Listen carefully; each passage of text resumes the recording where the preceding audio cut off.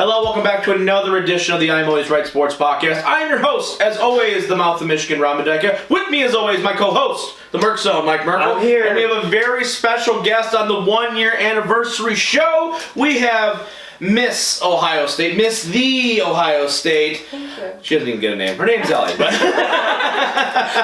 and what better way to have, what better time to have Ellie on the show than this week, of course, Michigan, Ohio State, this upcoming weekend. We're going to talk about that. We're going to talk college football playoff and how Mike's dreams and all that hot fire that he was spitting last week have completely gone up in flames, and it's hilarious, and we're all enjoying and basking in his agony.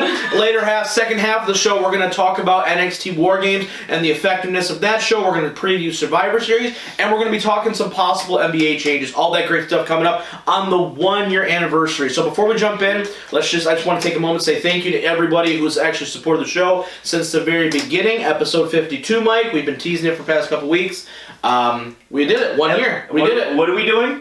We're bringing on new guests. Bringing on new people, right? We're going to make her never want to come back. It's going to be an awkward time for everybody involved. It's going to be great. But in all honesty, though, if you haven't subscribed yet, please do on all of your favorite streaming services, whether that's Spotify, whether that's iTunes, Google Play Music, wherever you listen to your podcast, we're probably on there. Also, make sure to subscribe to our YouTube channel. Just look up I'm Always Right Sports Podcast on that. We greatly appreciate the support, and tell everybody you know it's the hottest thing going today. All right, let's jump right into it now, though. Michigan, big win over Indiana. I guess we can say it's a big win. It was on the road. Indiana was playing better. Michigan hasn't lost to Indiana in like 25 years. Literally longer than you've been alive. So, big win for them. Ohio State obviously clinching the Big Ten East, beating Penn State, who we both agree, or we all can agree, is a bit overrated, but it's fine. I don't know, number one rushing defense in the country. We walked right down to the end zone on the first. Yeah, Michigan had the number one defense too, and look at that. Yeah. If you don't play nobody all year, it don't matter. But it sets up a big matchup, right? Obviously, Michigan with the 2 losses, Big Ten championship out of the question, college football playoff out of the question, right? We have been extremely harsh on Michigan throughout this entire season, especially during that early stretch where they struggled on offense. But Ohio State, on the other hand, has looked pretty much unstoppable throughout, right? I mean, they haven't really faced... They beat up a Wisconsin team everybody thought would be of any sort of, relevance. They now have 2 losses, right? They beat Penn State. They made Penn State look foolish, even though it kind of got close there in the middle. I'm going to start with you. What are you looking at as far as going into this matchup against Michigan? I mean, how confident... I know, clearly you're confident. You're undefeated. Very. Michigan hasn't beat a good Ohio State team in forever. How confident are you in this Ohio State team, not only to beat Michigan, but to get to the college football playoff undefeated? Yeah, I think defense wins championships, and this is our year. We're great on defense. Cliche over here. We're great on defense this year. That's not historically, but like the past 5 years, that's been our struggling point. We're great on that this year. Mm-hmm. We have the passing from Justin Fields. He's not injured. I don't believe that. And we have the rushing from J.K. Dobbins. Yeah. The offensive line has been playing great. Yeah. And Shea Patterson tends to choke in big games. I'm sorry. Shea Patterson's not good. We know that. But let's be clear. But I agree with you to a certain extent that the defense has looked immensely better since last year, especially. That was the biggest calling card against them last year. I remember, Mike, when we were talking before when Michigan played Ohio State, we said, okay, if Michigan's going to have any chance in this game, it's against Ohio State's defense because they let up 50 against Purdue. So obviously there was a problem there. They've cleaned it up, though, as you said, right? They really have. Chase Young on a best tear. Player in the country. Oh, Chase for Heisman. Wow. Wow. Defensive end for Heisman. Let me put this in perspective for you. So Charles Woodson for Michigan had to be on offense, defense, and special teams to win the Heisman against Peyton Manning. And yet you're going to say Chase Young is going to be the Heisman winner? And number 1 draft pick. That's different. Okay. Heisman and number 1 draft pick are different. I would agree with you that Chase Young could very potentially be the number 1 pick, depending on who's the number 1 team. If it's Cincinnati, they're not taking the defensive end. But if say the Lions completely crap out, that's a team that could theoretically take him number 1. But I agree with you, though. Defense looks better. Mike, on the other side, though, Michigan, Shea Patterson, as much crap as I give him on a weekly basis, has never looked better in a Michigan uniform. He's looked stout. The offense looks like it's finally coming together. I'm worried, though, and I wonder if you've shared my sentiment when I say I'm worried that Michigan's offense, everyone's like, wow, Michigan's offense really looking great, and then they're going to go out and lay a complete egg next Saturday. I think that's a very strong possibility. Here's the problem with Michigan is Shea misses too many open throws, and that's just going to cost you the game. Yeah, exactly. Because because all these games yesterday, you can look at the final scores and just go, wow, that was a dominant win, or that was whatever. Right. But Michigan's is the one where if you actually watch Shea play the game, you just went, wow, missed throw there. Like, the score should have been about 56-14 with all the missed wide open throws that he missed. No doubt. I think that's going to be your biggest problem is Shea just missing on one of the better defenses in the nation. They haven't played anybody close to Ohio State this year. No. We thought Wisconsin was that team. Right. And as you saw, Ohio State trumped Wisconsin. Right. So you're just looking at a Wisconsin-type game. But playing Wisconsin 5 times better is basically what you're playing. The one caveat I would say to that, to kind of ding Ohio State just for a second here, is honestly, and then this is not just a shot. I've been on record for saying they're going to win by 35 points. Ohio State's going to kill Michigan. But what I will say this is that Ohio State has not played a very good offense yet this season, honestly. Like, if we're being honest, like Wisconsin, right? They can't run the ball. Their quarterback's useless. I can play quarterback in Wisconsin's offense. I can't even see over the lineman, but I can hand the ball off 55 times a game. You know what I mean? Like, we're being serious, right? Same thing with Penn State. Penn State does not have one guy that you're like, oh, they got Saquon. Or they have this. They don't have Trace McSorley anymore. They don't have the guy to go like, man, when I need a 3rd and 4, that's my guy I'm going to. They don't have that, right? I do think this is one of the better offenses that Michigan State's. Shea Patterson is that guy? No, I don't. No, absolutely not. But what I will say is that they have more weapons than Ohio State has seen all season. Yeah. They have people can name Michigan wide receivers. Name me a Wisconsin wide receiver. I'll wait. And so you can't do it. That's what I'm saying. You can't. It's just different, right? Their offense is set up in a way where they want to throw the football, right? And Shea Patterson's not good. I've said it for 2 years. He's not a good quarterback. But Ohio State hasn't played a good quarterback yet either. You know what I mean? They have not. And even when they beat Michigan this weekend, they're going to then go up against, not even in the Big Ten championship game, but when they go to the Final Four, they're going to play a Trevor Lawrence. They're going to play a Joe Burrow. Something like that. That is a totally different ball game. And we're going to talk college football playoff in a second. Mike, what's the line on this game right now? Is it 30? So they don't. Let's see. I'll pull it up in a second. Yeah, because I mean, you got to think. So I guess I'll ask you: is there a number in which Ohio State is favored by where you take the points for Michigan?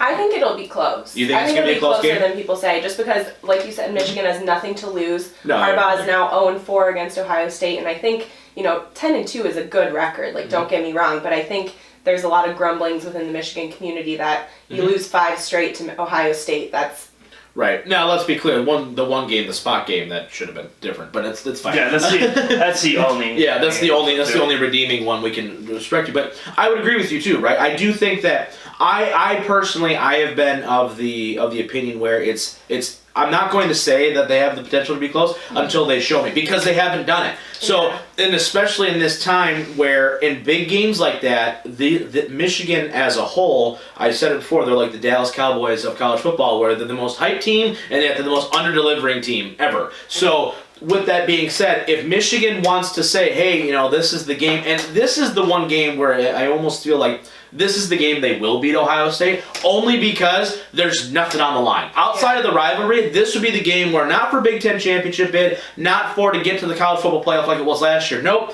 The year they've already got 2 losses, and it doesn't matter what the hell they do, they're going to beat them for some stupid reason, knowing it doesn't really have any effect even on Ohio State. You know what I mean? That's something I think that if you're an Ohio State fan, you could be a little concerned. I get it. It's the rivalry. But it's not a rivalry if it's just been an absolute bludgeoning for the past 20 years. But anyway, Mike, what's the line? So the spread's at 11 right now. I'm going to presume that gets moved. You got to think, though, Michigan is at home. They're at home. That's true. So it probably would be about 17 or 18 if they were in Ohio State, or even more. Yeah. But 11 at home, I still wouldn't take it at that point. I wouldn't take that, no. It's got to be at least 21 for me. Yeah. Like, no offense, but like I said, until they show me what... Do you think that Michigan has any... What is Michigan's game plan? What is their key to success? How do they win this football game? They keep it close to the end, because as we'll talk about, I have a... Hearing how Ohio State loses in the college football playoff. For sure. And it comes down to the end of the game where Justin Fields hasn't thrown a meaningful pass in the fourth quarter yet this entire season. Right. So if Michigan can keep it close, we don't know how... You saw in the third quarter,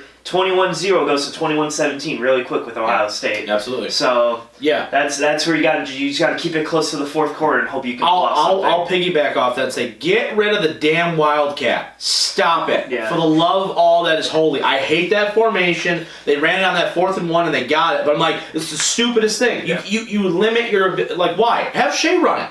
Yeah. Put McCaffrey in. I don't care. Do something else. But that's the stupid. Can't stand it. It doesn't work. It doesn't. It's not an effective thing. What is Ohio State got to do to beat Michigan? What do they got to do to avoid the upset? Let me put it that way. Turnovers have been our favor for the first part of the season. This last game seemed a little bit like maybe let's make sure we hold on to the ball and don't turn it over. J.K. Dobbins. Right. Yeah. I think special teams, we saw Ohio State execute a really nice onside kick earlier in the season. Our kicker has been up 80. That is a fantastic. No, they're over 14. Yeah, it showed you we could do it. I think special teams is going to come into this game, especially if it's close.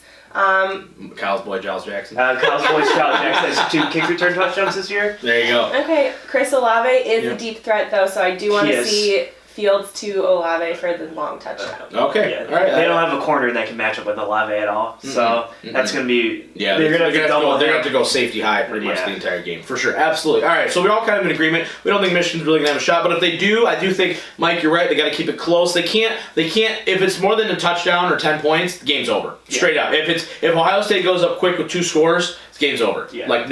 There's no bones about it. If it gets to that point where you're forced to put it on Shea, okay, Shea, go win it, it ain't gonna work. It's just not gonna be a thing. They're gonna have to stop the run. They've been very good at stopping the run so far. I think you're gonna have to force Justin Fields to make big time throws, something he hasn't done all season. So we're gonna have to force him to make big throws. And honestly, just say screw it and throw everything you got at it. Throw the whole kitchen sink at this team because. You win, lose, it really doesn't matter, but it would help you a lot if you could win this one every once in a while. Let's shift over to the college football playoff now.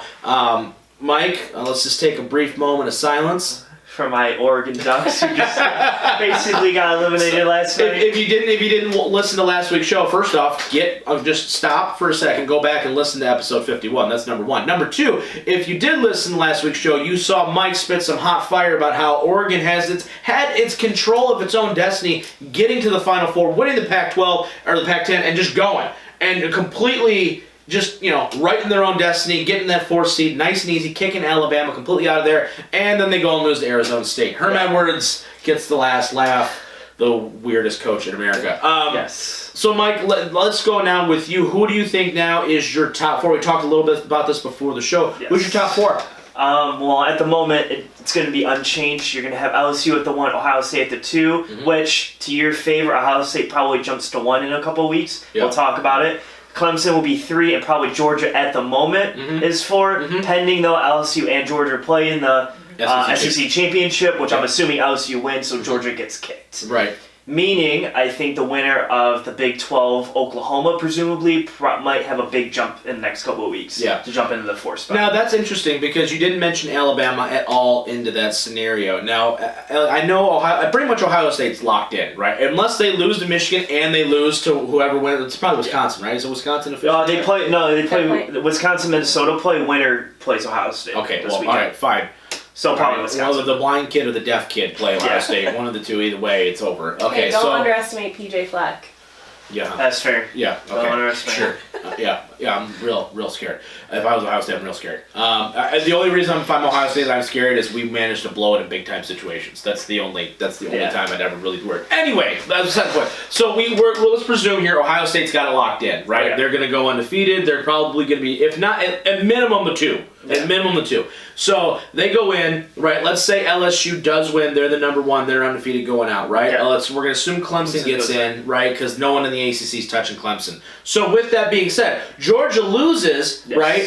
Oklahoma's there, but you didn't mention Alabama. Is there a reason why you're not giving the nod to Bama? Is it just because there's no championship game? Well, I wouldn't say that per se because they've done it before where Alabama gets in without the championship game. Yeah. I just think that you have to look at, 1, Tua's not going to be there, and Tua's like the golden piece. Like if Justin Fields doesn't play the next 2 weeks and they lose one, that's tough to pull Ohio State in there because you're like, well, what are they without Justin Fields? It's kind of the same thing with Tua where it's like, this kid threw 4 touchdowns against CW Alabama, but when they play Auburn, you don't know what he's going to do. Right. So, and without the SEC championship game, and say Oklahoma being an undefeated and then a one-loss team that only lost to Oklahoma, Baylor team twice, I think that's a very impressive resume to jump them up into the 4 seed. Okay, that's interesting to me. Is there any circumstance, just because Alex on the show here, if they were to lose both to Michigan and in the Big Ten championship game, is that like? Let's put it this way: if they lose one or the other, so let's say they lose the Big Ten championship game, right? Row the boat works.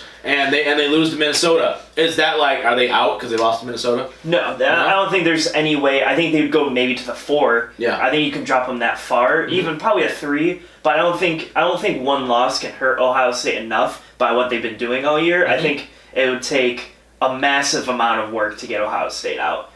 And that would mean like. So you're telling me there's a chance? No. I mean, it would take like Oklahoma beating Baylor like 77-0, and then Ohio State losing, where you go, wow, Oklahoma losing embarrassing too. Where it's like, wow, this team is so hot, and this team just lost by a lot. Like maybe that's a thing, but I don't see any way. All right, so I'm gonna go around the room. So we'll just assume the top 4 going in. You know, like let's just say it's gonna be. Here's the top 6 I'll give you right now. Yeah. So you'll have LSU, Ohio State, Clemson, Georgia. You can put Utah if you want. I don't think Utah has that close change. No. Alabama, Oklahoma. All right, so let's take Utah out. They're not getting in. Let's be clear. They're Utah. All right, so let's just take those top 6. Ellie, I'm going to give you a team. Tell me why they don't win the national championship. Okay? All right. Number 1, Ohio State. She thought I was going to be nice and give her like LSU or something. We continue the turnover trend and just lose the ball. When we have the ball, we can score, but you can't score if you don't have the ball. So. Okay, all right, that's not bad. I mean, turnovers are key. LSU. Their defense is atrocious, and if Joe Burrow doesn't put up 55 points, they're not winning. Okay, all right, give me one. I'll give you Alabama. Alabama? Yeah. Oh, there's no Tua. No Tua, number 1. Number 2, you don't have the run game like you've had in years past, right, where that you can rely upon. You've always had the big play receiver, but you don't have a solid run game like you've had in years past. You saw that last year. Bo Scarborough could not get it done against Clemson, and their defense is not as dominant in years past. And that schedule, like we talked about earlier in the season, is a reason why you're not ready to go in these big games. Let's see. I'm going to give you Clemson. Untested. That's true. They haven't played anyone. They played North Carolina and had to go to overtime to beat North Carolina. They lost. No, it wasn't overtime, but they only won by 2 because they went for a 2-point conversion. It would have been overtime. It would have been overtime. North Carolina went for the win instead of the tie. Yeah, for sure. For sure. They're not tested. I think they haven't been in that big game. They haven't been in the type of game where they're playing an opponent where it's really loud and they don't. Yeah, and things don't automatically just go your way. Yeah, for sure. See, my only counterpoint to that is last year you saw that exact same thing, and then Trevor Lawrence said, I'm going to put my big boy pants on and just short everybody. So that's my only argument to that factor. My big boy pants on. Because, the ACC doesn't have a ranked team. They're literally the worst Power 5 conference in college football right now. Yeah. So, they played 9 games, non-meaningful games. You haven't really been tested, but at the same time, Trevor Lawrence is just kind of waiting there like, okay, we'll play LSU and put up 50 on you. That's fine. Right, absolutely. It's a great strategy if you can swing it. Yeah. Honestly, that's the same thing, though, that a lot of teams are employing. Right? Alabama does the same thing. And to a certain point, I think that you could say the same thing about Justin Fields, where Justin Fields, like Mike said, hasn't thrown a meaningful pass in the fourth quarter yet this season. Yeah. Let's be real. Really, games have been in control. Yeah. Yeah. You know what I mean? They've been winning by 30-plus points all these games. He's been sitting in the fourth quarter all these games. Now you have to go in to a playoff atmosphere, playing possibly Clemson at the 3 if you're still the 2, and you have to go in the fourth quarter against Clemson's defense. I don't know how you... I'm very excited for that if that's the matchup, though. All right, I'm going to give you one. Let's go Georgia. Georgia doesn't get in because I think Jake Fromm is a liability.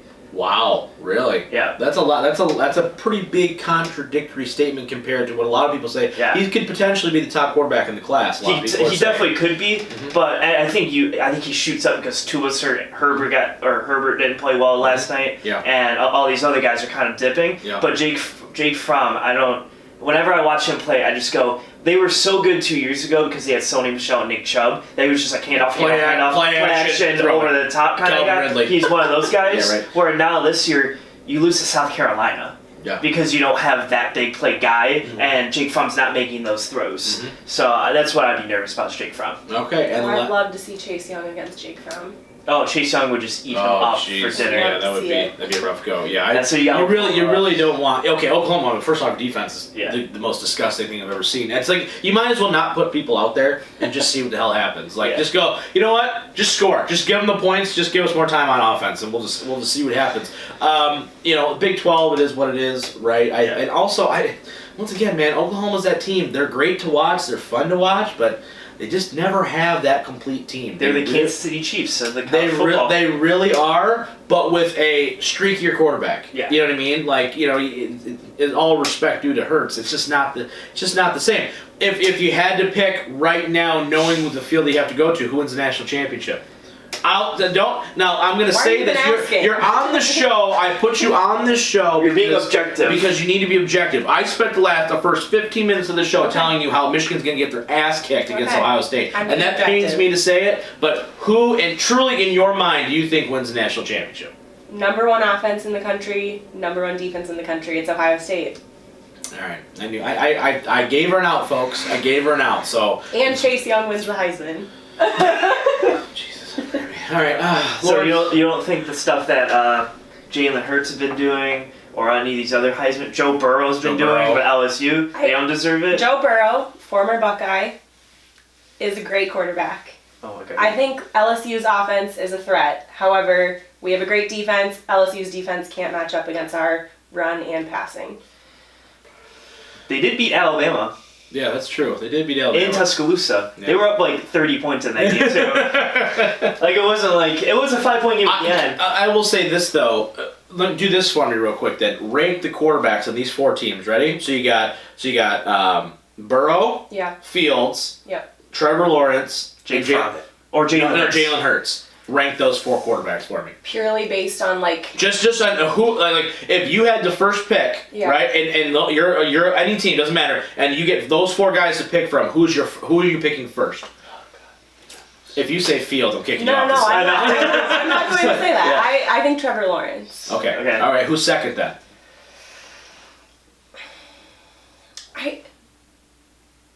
No, see, and here's why I'm asking this question. Not to bust your balls as much as we like to do that here. It's because once again we have not seen enough out of Justin Fields. You know what I like him too, Mike. But Ohio State's offense doesn't rely solely on the pass game. Clearly, absolutely, no doubt about that. But here's what I am saying though is that, and I liken him to Jimmy Garoppolo. I think he is in this scenario. The Niners run the ball more than any team in the league, right? They insulate Garoppolo, right? Seattle, what did Seattle have to do at the end of the game? They made Garoppolo throw the ball in order to beat him, right? That's what they did. So in my mind, if I'm any team in the NCAA that's playing Ohio State, okay, J.K. Dobbins is my first thing. Avoid the big play and stop the run. Force Justin Fields to nickel and dime me down the field and avoid that. That's my thing. That's why I asked you who you would rank, because in my mind I think Trevor Lawrence can go win me a football game. He did it last year. I think Jalen Hurts has shown the ability to go win me a football game. I think Fields out of those 4 is probably number 4. Yes. Now, I'll just strictly objectively, I just don't think that and we haven't seen it yet. If he goes out and he has that game-winning drive against Michigan to beat Michigan next week, then maybe I'll change my tune. But right now, I don't know if his resume is strong enough for me to go, yep, he's my guy. Yeah. I mean, I agree on the resume side of things, but you have to think back in spring camp, Fields beat out Burrow for the number 1 spot at Ohio State. Yeah, so there's something about him that is clearly better than Joe Burrow. No doubt. I'm not trying to just discard it. I'm just saying, for me, as a guy just going, okay, I need this. Yeah. I think there's more also where you can look at and you go, we have Fields for another year after this. Yeah. You don't have Joe Burrow for another year. And if this is a year where we need to make, because if you're Ryan Day, you can't take a step back. Yeah. No. You admire this. You can't take a step back. Take Justin Fields now as a sophomore, and you go, okay, you say you only lose 1 game this year, right? Then next year you still have Justin Fields, junior year, to escalate. Now he's just going to escalate even more. Joe Burrow, he leaves for the draft after this year. That means Justin Fields had no playing time. That means and now you're stuck in a situation where right. There's a lot of players in factor. Okay, Mike, real quick before we end the segment, who would you rank as your 4, and then who wins it? My top 4 right now? Yeah, no. Who is your top out of those quarterbacks? Who are you taking? I already know the answer to this question. And then who's winning the national championship? All right. Well, I take Trevor Lawrence, Joe Burrow, Jalen Hurts than Justin Fields. Obviously, not even a question. And I think Clemson wins it because they're the most complete team out of the 4. You have Oklahoma, who has defensive weaknesses. LSU has extreme defense weaknesses. And Ohio State, I don't trust yet. Clemson, they've done it before. They're undefeated right now, and Trevor Lawrence is going to take them there. You can Clemson, Ohio State, the final, if in a dream scenario? Yes, because, and this is what you're going to like, is I think Ohio State beats Michigan, who's number 12. They beat Minnesota or Wisconsin, who's top 10, and they jump LSU, and LSU goes down to 2. So you get Clemson, LSU, then you get Ohio State and whoever. Name a team. Ohio State beats that whoever team, and then you get Clemson beating LSU, and then you get Clemson, Ohio State. Where do you get Clemson winning? Oklahoma rematch. Fun stuff. Oh, I don't want to see that at all. Plant the flag. We gotta. Oh my God! Whatever. Plant the flag. Whatever. My goodness. All right, that's going to be it for part 1 of episode 52, the 1-year anniversary of the I'm Always Right Sports podcast. We want to thank Ellie so much for being on the show. We greatly appreciate it, even though she's clearly been affected with the disease known as homerism here on the show. But it's okay. You'll be back again, I'm sure, and we'll talk more. Maybe in the spring we'll have her on the show. After Ohio State wins the national championship. If they win, you can come on the show like the day after they win. And you can just roast us for 30 minutes for how ready you were. Gross. Let's hope that doesn't happen. All right, that's going to be it for part 1. After the break, we got wrestling, we got NBA, all great stuff coming at you. Wait, stick around. Hey guys, it's the Mouth of Michigan, Rob Mendeca. Just wanted to take the moment just to say thank you once again for making the first year of the I'm Always Right Sports podcast so memorable on behalf of the Merc Zone, the Whaleman, the Brain, and everybody else that is involved with the show. Once again, I just want to take a moment to say thank you and to remind you once again that we are live every Monday, 7 a.m., and we are live every Wednesday, 7 a.m. on YouTube, so make sure you get your subscriptions in now. Once again, thank you so much. Now here's part 2 of this week's episode. And welcome back to part 2 of the 1-year anniversary spectacular for the I'm Always Right Sports podcast. Is it spectacular? It's a spectacular. I feel the spectacular. You do it? You feel it? There, yeah. I'm pretty pumped right now. We did it. We made it to 1 year. Nobody thought we could do it. To all the doubters, to all the people who support us, thanks so much. We really appreciate it. If you've been on board with us from week 1, absolutely appreciate all the support. Please continue to support the show in any way possible. We do this on our own dime, guys. We do this for you. We do this for us. We do this for fun. We want to make sure that everybody has a great time. That's why we don't get too serious on the show more times than not. Except sometimes. Except when I get cranky, but that's fine. Yeah. Let's just jump right in, Mike, now. Let's continue to do what we do better than anybody else in the biz. Let's talk some professional wrestling here for a second. Let's talk about NXT War Games. We sat together, we watched it together. Just give me your overall thoughts on the show, and especially take into account just a little bit Full Gear for a second when you're thinking about this. And what did you, because NXT and AEW are always going to be compared now until they move off of Wednesdays, right? NXT gets their first win in the ratings this week, then they come and follow up with War Games. Did you enjoy War Games more than Full Gear? Or were they kind of similar shows? It's hard because this one's not a regular takeover. Right. It's a special. It's a War Games one. It's War Games takeover. I know. So you don't it's not like 6 straight hard straight matches. Yeah, it's not 5 championship matches. It's all the champions in one match, and you have this random match and this random match instead. So it's hard to compare. I guess I would say TakeOver was more entertaining, but it's because you're in the War Games atmosphere. Right. You're just trying to see what the hell's going to happen. Yeah, you just don't know what's going to happen. The spots are bigger and everything. Absolutely. But I think I like the storytelling and the single matches on Full Gear better. I think Cody Jericho is my favorite match out of both cards if we're going to compare. But I think the War Games atmosphere and the War Game matches are really good. Absolutely. So it's tough. It's a tough comparison. Yeah, just something to think about, right? Because obviously everybody kind of always compares them in their mind, right? So, and we want to kind of get ahead of that overall. But did you think the War Games delivered? Because I thought for what they were trying to do, I thought it delivered for what it was trying to accomplish. I think it was better than last year's, but I like the first one better. Yes, I think agree with you on that. I think the War Games concept, I don't think it necessarily needs to be a once-a-year thing. No. I think if War Games was an every couple-year thing, it'd be a lot better, because I think this kind of match needs to be set up for like a long time, where it's like, all right, there's nothing else we can do, and because NXT doesn't run monthly shows, I think it's hard for me like, oh, this is so much tension and conflict, we have to have a War Games match. You know what I mean? Because once again, we see a faction, Undisputed Era, going against just 4 hodgepodge guys that happen to be good guys. You know what I mean?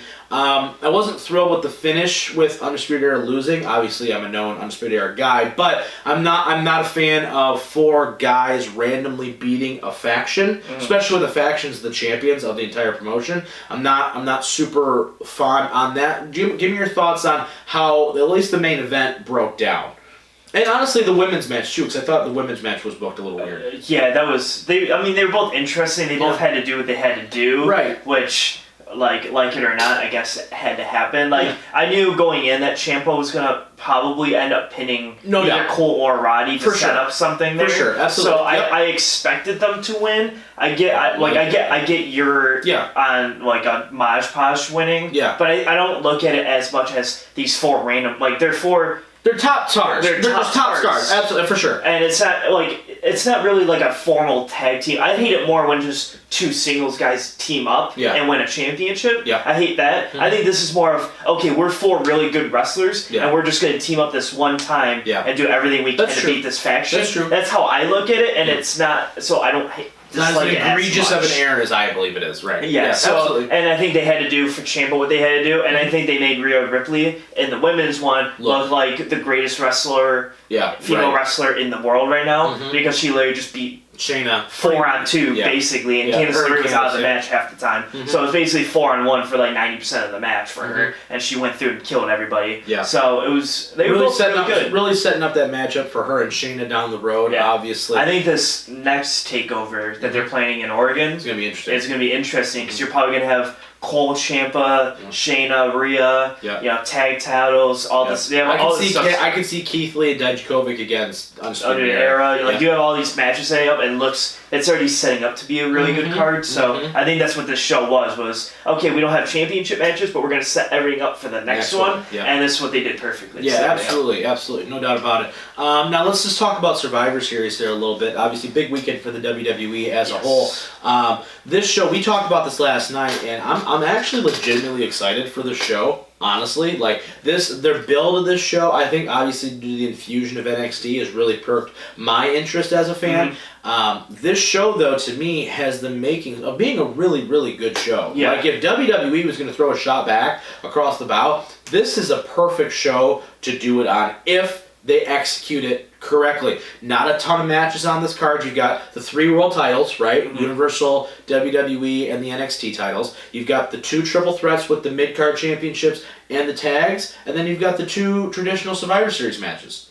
And the women's. And the women's match. Sorry, and the women's match. Right. So you've got these matches, and they've got the biggest of the stars, right, for the most part, especially in these inner workings, and you really have potential here to really kill this pay-per-view. How excited, or what are you looking forward to as far as are you nervous? I'm always nervous when I get excited for these shows because I'm like, how are they going to let me down? Yeah. That's where they kind of beat me down. I'm like a lost dog. I'm just like, what are you going to do to mess me up? You're going to give me some hope, and then you're going to yank it away. See, I'm excited for, I think when you look at it, I'm more excited for the matches. I haven't liked the build really, though, because I'm not a big fan of, okay, so we're on Raw and SmackDown NXT invade. So then we go to NXT and Raw and SmackDown invade. I'm just like, I get it almost. You're beating your head over, we're invading. Right. I get it.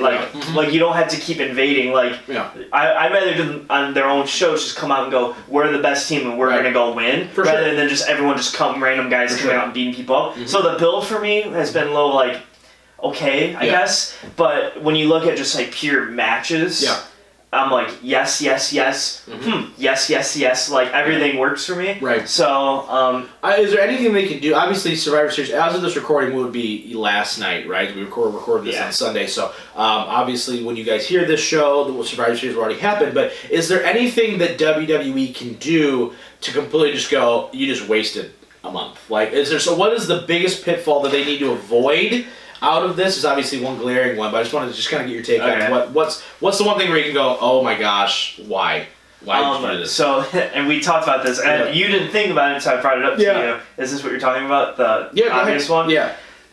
In these 5-on-5-on-5 elimination matches, they tend to have just 2 people in the match at all times. If they only start with 2, you're just going to make that third team look stupid if they're standing there trying to tag themselves in an elimination style match. Right. Like, they have to have one representative from each team starting and tagging in each other, because if only 2 people start, and say Raw and SmackDown start, NXT can just jump off the apron and sit down go. And wait. All right, wait. Go ahead. Okay, now you have 2 guys left on SmackDown. Now we're going to get up fresh, and we're going to go in until we absolutely have to. Absolutely. So I think you're going to make a big mistake when you start with 2 people. Yeah. And also, you need to have a nice balance of Raw, SmackDown, and NXT winning, because unlike last year when you had Raw win 9 of them or whatever it was, you need, like, out of the 3, like the tag mid-card women's match, you probably need 1 from each to win, to make each one look strong. Because if NXT just loses all of them, then why watch NXT? If SmackDown loses all of them, why watch SmackDown? Like, you have to have a nice balance of all of them winning.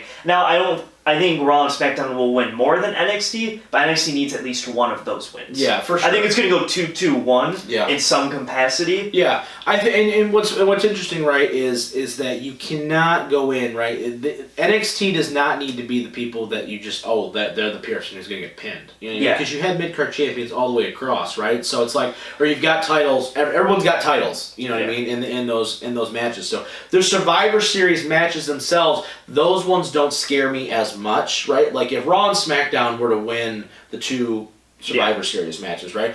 I wouldn't be like, all right, especially because we don't know the men. Even as of this recording, we do not know, right? We don't know who. It's 12:15 in the afternoon on Sunday. We don't know who's in the match right now. Exactly. So, and we thought it was going to be Cole, but now Cole's defending against Pete Dunne. Yeah. There's a couple pitfalls for me. Number 1, NXT just getting oblitterated. That's number 1, right? That because you just kill NXT and now everyone goes, oh, why? Well, not that. Yeah, you made it look like NXT is not a true third brand. You made it look like developmental again. You can't do that.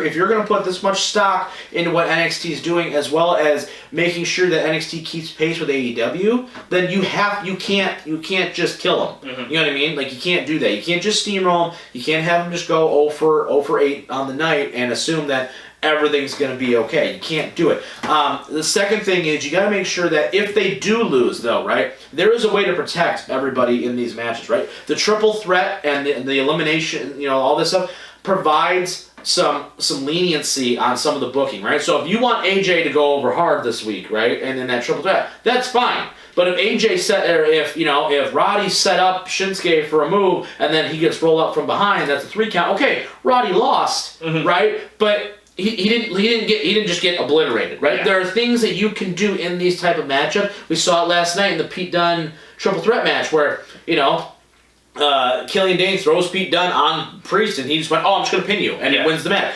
Those are the kind of things where you keep everybody strong. That is, for me, that is the number 1 priority if you are WWE, is making sure that everybody in these matches stays strong. You can do it in a way, everyone's bound to lose at some point, I agree, but you have to be able to keep these guys strong, especially the NXT brand, because they're truly the only ones going up against anybody. Yeah. SmackDown don't got no competition. Raw doesn't have any competition. NXT's the only ones that's going head-to-head and saying, hey, we got to make sure people want to care about these guys. Yeah. You know what I mean? And then the other thing, too, is I don't think that any world title should change tonight. I don't think you have enough built into it. I don't think Pete Dunne beating Adam Cole tonight makes any sense whatsoever. I don't think Mysterio beating Brock, even though it's no holds barred, which adds that level of intrigue, doesn't make any sense to me whatsoever. Ray is not that guy anymore. Doesn't need to happen. I understand the point for the storyline. I don't care. And obviously the Fiend needs to be untouchable till Mania. So I don't see Daniel Bryan doing anything there. I know there's been talks of him and Roman, the Fiend and Roman going at it at Mania, which I'm cool with. But they need to avoid anything stupid. Yeah. I know, the only one that I'm even worried about changing hands is Lesnar losing, because there's no holds barred, so you're going to have 15 people that Lesnar's just been fighting probably come out and interfere. Exactly. So, but you can also make Lesnar look like an absolute monster by going through all of these people, making it no holds barred. So, Cain Velasquez comes out and you beat the crap out of him, and this guy comes out and you beat the crap out of him, and you still beat Mysterio, and then you can make him look like an absolute tank that way too. Yeah. So, I'm interested to see as we go into Rumble season here coming up, literally in a month and a half, which is crazy. I feel like we were just talking about the Rumble. Yeah, we were. I know. Isn't that crazy, though, how fast time flies? But it's going to be very interesting to me to see where they go after this pay-per-view, because it's, okay, Rumble's right around the corner. Okay,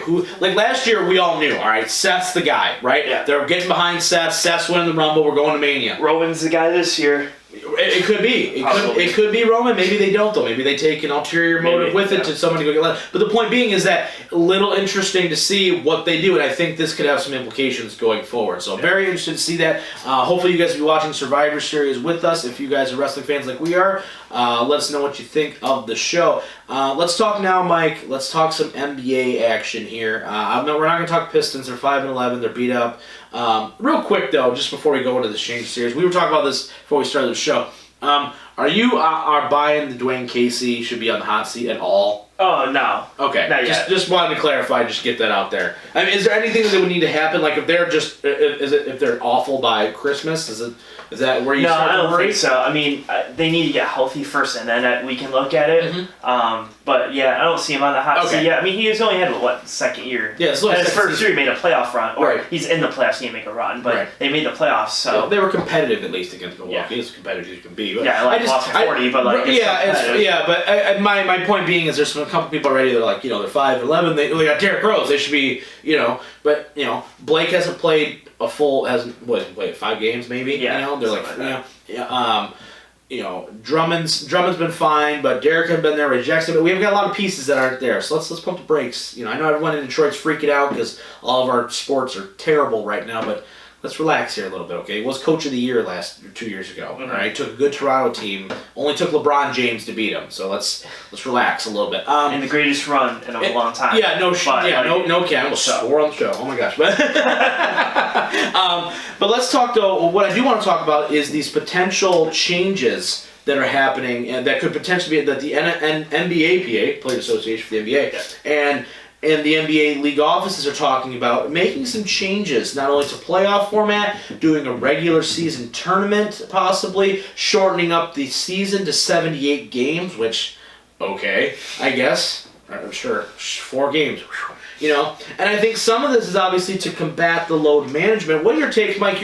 You watch so much NBA. It's not even funny. Yeah, what are your thoughts? You in your lab there, you've got TVs everywhere. You got games going on all the time. You're writing stuff down. You're paying attention. What's your takes on this? Is any of this even good for any of these proposed suggestions? Anything that you're like, oh yeah, that would be awesome? I know of one. Outside of the one, I'm like, I don't really care.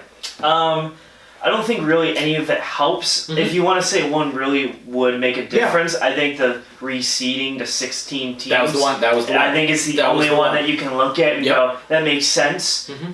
Because I think, you don't want the Orlando Magics, the 8 seed that are 38 wins, but you're in the East making it. Mm-hmm. Those are the teams I don't want in it. Mm-hmm. So if you just go top to bottom, you could have 12 teams from the West make it for a all week here. I've heard 2 suggestions. I've heard that version, and I've also heard the top 8 from both conferences, and then they reseed it afterwards. So yeah. Do you know what I mean? So say the Pistons make it at 41-41, right? Mm-hmm. They're the 8th seed. Okay, but comparison, there's a team in the West that had 40 wins. Let's just say for whatever reason, right? So the Pistons, instead of being, they would be the 15th seed overall, so it almost goes NCAA style once they get to the playoffs. You know what I mean? So it'll be 1 versus 16. So even though it's a team from the East and a team from the West, top and bottom, they would play each other. You know what I mean? So I've heard that as well. That's kind of that's kind of how I imagine it too. I imagine 1, 16, 2, 15, etc. Right. Just having But they would still be 8 teams from the East, 8 teams from the West. Oh no, I just want the.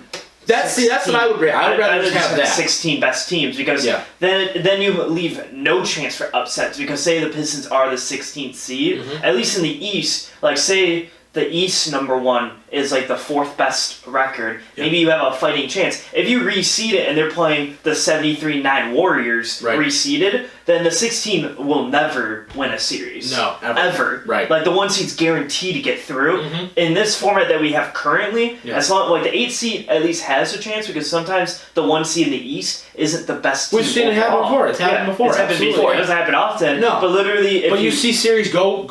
Remember when Boston had their big 3? Yeah. Atlanta took them to 7. Yeah. You know but what it's I mean? like if you look at last year, all right, so the Clippers were the 8th seed in the West, right? Yeah. Against the Warriors, number 1. If you just re-see everything, okay, so now you got the Pistons versus the Warriors. Right. That's like the worst mismatch ever. So like, why would you want to re-see? Like, I find re-seeing it would be awful like that. Just take the 16 best teams and just go. Here you go. Here you go. Yeah. Just play each other. Yeah, I absolutely. And find the best I think team. that would be I think that's the only change. The regular season tournament thing, I don't get. I don't understand. I don't understand only because they don't have like home court advantage. No, unless no. you play for home court advantage, which is given to the best team. Yeah, but that's shouldn't weird. give But it to then, the best- like, if you're the Lakers and you're focused on winning a championship, and then the Pistons or whatever win the regular season tournament because they get hot and they Yeah. win, and then they don't even like. Then what if that team doesn't even make playoffs? Yeah, I know. You know what I mean? That's So what I mean. there's a lot of things where it's like that kind of stuff. I don't incentivize things just to make people want to watch the NBA in the regular season. I get No you're one trying wants to to watch control- a 16-team tournament. in the season, Exactly, exactly my point, right? I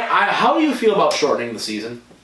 Not 4 games because that's just stupid. But No. let's say they took 12 to 15 out.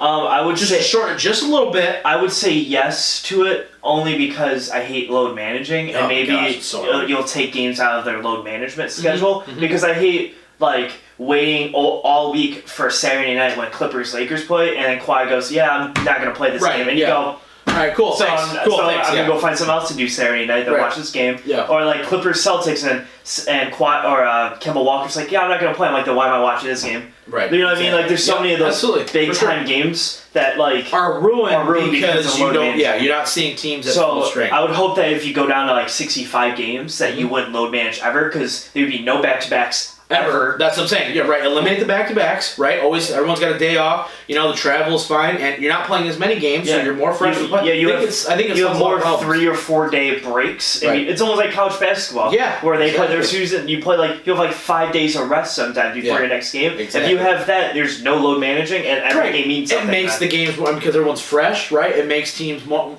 ready to go. I think you'll get more highly competitive matches. I think now, correct me if I'm wrong, Mike, but I think that if they just were to shorten the season a little bit, you don't need the rest of this crap, and I think you'll get a better product as a whole. You would, You know what I absolutely. mean? Yeah, I think if you just shorten it up a little bit. I've been saying that about baseball, for hockey, everything.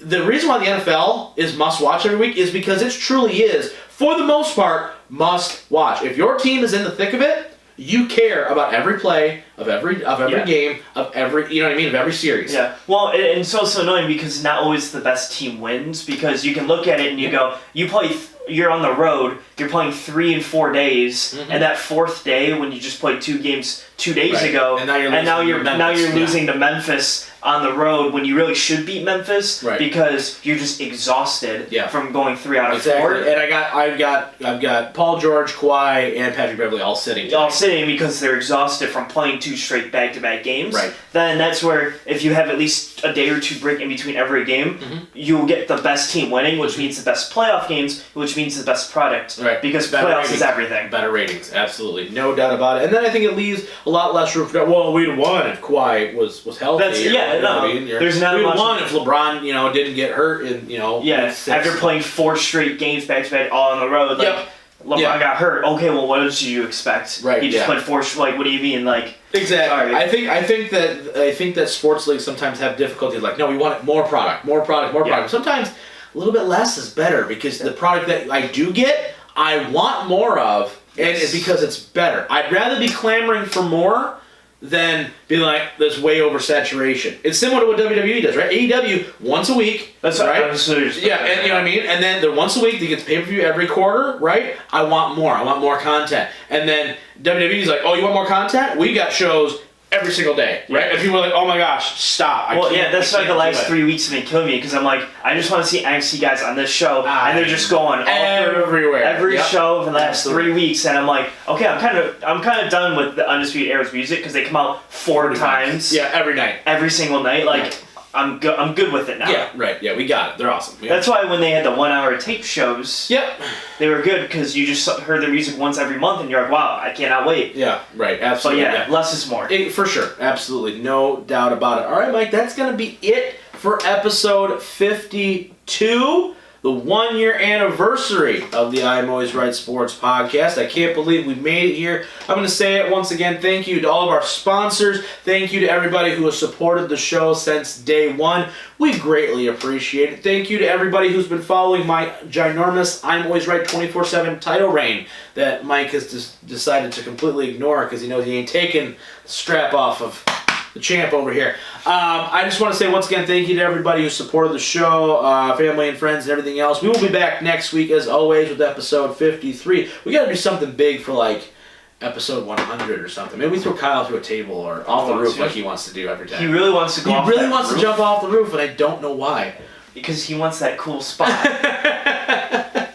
It's got to be something like that. All right, possibly in the future, more stuff's coming. I know merchandise people have been asking about. It's coming. I promise you, I've got plans in the works already for it. Believe me, when I know, you'll know. And of course, Mike will know too, I think, maybe. I don't know. He doesn't tell me until the end, It's more fun for everybody that way. If so. you don't know, then how are they supposed to know? That's right? true. It's fun. All right. It's a thing called Twitter. That's we true. can start using. For sure. I know. I try to. I suck. I know. I'm not good. Okay. I'll live tweet Survivor Series. There we go. Mike's a live tweeting Survivor Series. That's going to be good stuff. All All right. right. Okay. And For the Missing Whale Man, for the Merc Zone, I'm the Mouth of Michigan, and on behalf of everybody here at the I'm Always Right Sports Podcast, thank you for making this first year most memorial, the best first year we possibly could have had. We really appreciate it, and as always, we will see you guys next time.